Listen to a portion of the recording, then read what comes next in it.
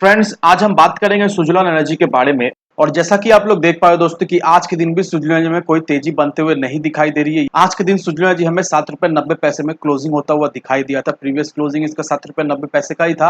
आज के दिन भी सेम हमें क्लोजिंग होता हुआ दिखाई दे रहा है। तो देखा जाए तो ऑलमोस्ट हर एक दिन सुजलॉन एनर्जी हमें 5 पैसा 10 पैसे से गिरता हुआ दिखाई दे रहा है। अभी ऑलमोस्ट हर एक दिन सुजलॉन एनर्जी हमें सिर्फ और सिर्फ गिरावट ही होते हुए दिखाई दे रही है, कोई भी तेजी बनते हुए हमें नहीं दिखाई दे रही है। अब दोस्तों सुजलॉन एनर्जी के स्टॉक में हमें किस लिए तेजी बनते हुए नहीं दिखाई दे रही है, इसके पीछे कई कारण है। तो वो क्या कारण है दोस्तों, इस वीडियो के माध्यम से वो आपको क्लियरिफिकेशन मिल जाएगा। साथ ही साथ ये भी क्लियरिफिकेशन मिल जाएगा कि सुजलॉन एनर्जी में आपको अभी डटे रहना है या फिर अभी सुजलॉन एनर्जी से निकलना ही सही रहेगा। तो होपफुली दोस्तों ये सारा चीज आपको इस वीडियो के माध्यम से क्लियरिफाई हो जाएगा। तो मेक श्योर दोस्तों वीडियो को स्किप ना कर पूरा देखें, ताकि आप चीजों को सही से समझ पाओ और अपनी एक खुद की इन्वेस्टमेंट डिसीजन ले पाओ। लेकिन दोस्तों मेरी आपसे एक ही रिक्वेस्ट रहेगी, चैनल को सब्सक्राइब और वीडियो को जरूर से लाइक कर देना, ताकि आपको इस तरह की अपडेट्स रेगुलर बेसिस पर मिलती रहे। तो चलिए फ्रेंड्स वीडियो को स्टार्ट करते हैं। तो सबसे पहले अगर इसके आज के कारोबार पर नजर डालें तो स्टॉक जो है ओपन हुआ 7 रुपए 95 पैसे में, हाई बनाया इसने 8 रुपए का, लो बनाया इसने 7 रुपए 85 पैसे का। और आप देख पाओ दोस्तों कि 7 रुपए 90 पैसे में इसने क्लोजिंग दिया। तो सुजलॉन एनर्जी में कोई भी तेजी बनते हुए नहीं दिखाई दी। अब ये जो तेजी हमें क्यों बनते हुए नहीं दिखाई दोस्तों, इसका पीछे भी कारण है। अब वो क्या कारण है दोस्तों, उसे हम लोग एक बार जान लेते हैं। अब मैं आपको कुछ आर्टिकल्स दिखाऊंगा और वो आर्टिकल देखकर आप उन कारणों को जान जाओगे जिसके वजह से सुजलॉन एनर्जी में हमें कोई भी तेजी बनते हुए नहीं दिखाई दे रही है।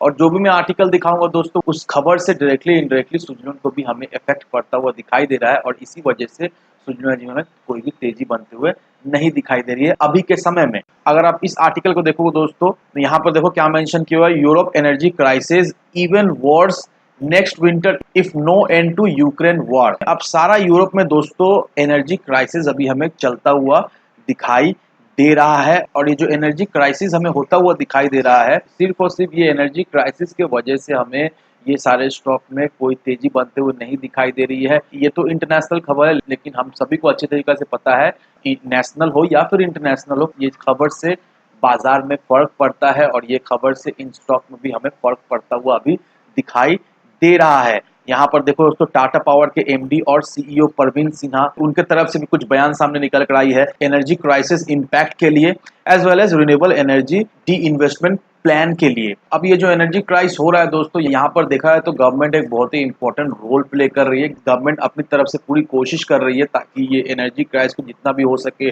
कंट्रोल में लाने का। और प्रीवियस आर्टिकल में यह भी मेंशन किया हुआ है कि एनर्जी क्राइसिस के वजह से रिकॉर्ड ब्रेकिंग इन्फ्लेशन भी आता हुआ हमें दिखाई दे सकता है अगर नेक्स्ट ईयर तक ये वॉर बंद ना हो। तो ये वॉर के वजह से दोस्तों काफी ज्यादा इफेक्ट पड़ रहा है इकोनॉमी में एज वेल एज इन सारे सेक्टर में। अब अल्टीमेटली नतीजा क्या निकलेगा वो तो आने वाला समय ही बताएगा। लेकिन अभी जो एनर्जी क्राइसिस इम्पैक्ट जो हो रहा है, इसके वजह से ये सर एनर्जी के स्टॉक में हमें कोई कुछ खास तेजी बनते हुए नहीं दिखाई दे रही, सिर्फ और सिर्फ गिरावट ऑन अ डेली बेसिस हमें होते हुए दिखाई दे रही है। लेकिन अब सवाल ये रहा कि इसे देखकर हमें क्या डरना है या नहीं। अब देखो दोस्तों, कोई भी चीज परमानेंट नहीं होता है, सारा चीज टेम्पोररी होता है। तो ये जो एनर्जी क्राइसिस इंपैक्ट हो रहा है, ये अभी फिलहाल के लिए टेम्पोररी बेसिस में, नो डाउट इसका तो हल तो निकलने वाला ही है आने वाले समय में। अभी सूचना जो हमें गिरावट होते हुए दिखाई दे रही है, लेकिन इसका मतलब ये नहीं है कि इसी तरह की गिरावट होते हुए दिखाई देगी, कभी भी इसमें तेजी बनते हुए नहीं दिखाई देगी। नहीं दोस्तों, ऐसा बिल्कुल ही नहीं है। एक बात का ध्यान रखना दोस्तों कि कोई भी स्टॉक में एक गिरावट होता है तो एक सर्टेन लेवल तक गिरता है, उस लेवल तक आने के बाद फिर से उसमें एक रिवर्सल, एक